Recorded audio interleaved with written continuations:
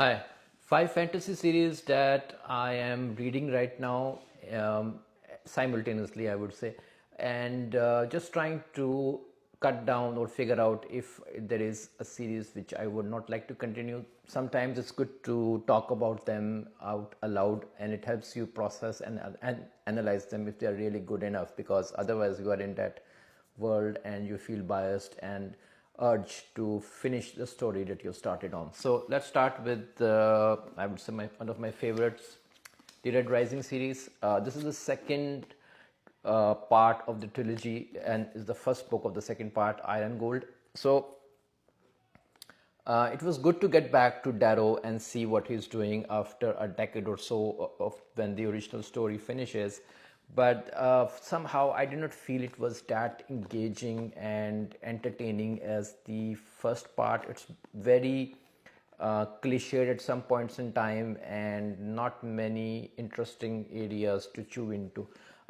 So I dished it for a while.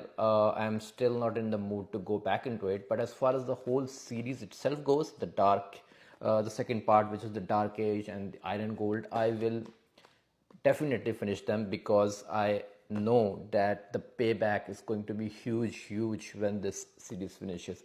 So all the favorite characters are in here. They are maybe a little bit mellowed out, and the creative juices seem to have dried out in this part, at least till the part I have read till. Maybe it will get more exhilarating as I go forward. But for now, I'm going to shelve it. But I will definitely come back as far as the series is concerned. Got my teeth into a new one, Empire of Silence by Christopher Ruocchio. I don't know how you pronounce his name. But this is a sci-fi opera written on a grand scale. It's from the first-person perspective of Hadrian Marlowe, who is kind of a god character, and he is basically writing his memories, and that is where he starts off on how he actually did what he did in terms of, I don't know, destroying suns, planets, the universe, whatever he does. But the world building is beautiful, delicately done, very much detailed. Characterization is good, prose is good, the history is good. Why so all very good stuff, and I am definitely going to continue the series. I think there are 4 to 5 books in this series, so I have 2 to 3.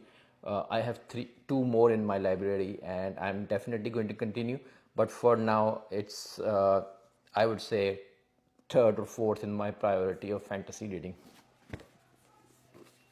Then the quintessential fantasy book, Robin Hobb, Assassin's Apprentice. This one is one of the classics, I would say, by now. So I was definitely hoping to be enjoying this one, and enjoy I did. It's very engaging. It's very different, I would say, as compared to other fantasy series, that in the sense that it's slow moving, and sometimes you feel nothing is happening, which in fact is true. The characterization is very good, the world building is very good. The main theme, the main thrust of the author, I think, is to help the readers feel emotions. So all the time when you're reading this, there is something magical about how Robin Hobb writes. You get sucked into the narrative and you don't feel like leaving. So you definitely keep on engaging with the story until you read the end, and you feel like, yeah, something has happened. So it's interesting. I'm going to continue with the Farsi trilogy. Hoping to enjoy this one. I think it's right now second in my list of reading fantasy books. Best Served Cold by Joe Abercrombie. So Joe Abercrombie is my favorite author of fantasy. Grim, dark, violence, themes of war and its impact on human beings and why people war. So all of that great, fantastic stuff in here. This is a revenge story, and I love revenge stories. So what happens with this female character at the start is what basically puts into domino effect all the other actions that happen in the story itself. So she formulates a team of dubious characters. There is a poisoner, there is a murderer, so all sorts of characters team up and they go on a hunt of revenge. So what's not to like? It's part of the first Law trilogy, and the characters like Lokta are referenced here. So it's in the same world. So it's very very engaging. I will be reading the second part. Not this. This is basically a standalone. So I will be reading the second part in this world series, which is Heroes. Then there is Red Country. So I will definitely be finishing this up. So this is, I would say, at the top of my fantasy reading. So let me know what you think about these books. Oh yes, I think I forgot this one. Uh, Five Broken Blades by Mia Corland. So this is one series which I think I am most probably not going to continue, because although this book is very fast paced, very very easy to read, and you can even read it in a single sitting. So I was able to do that, in fact.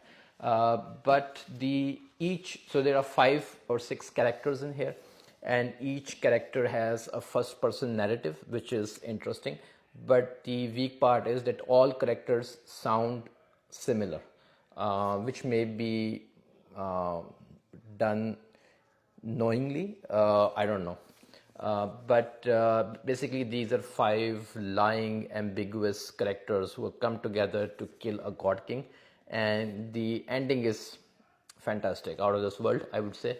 But am I going to continue the second part? I don't know. I think it's going to come out the next year. I may just end up finishing here. Let's see.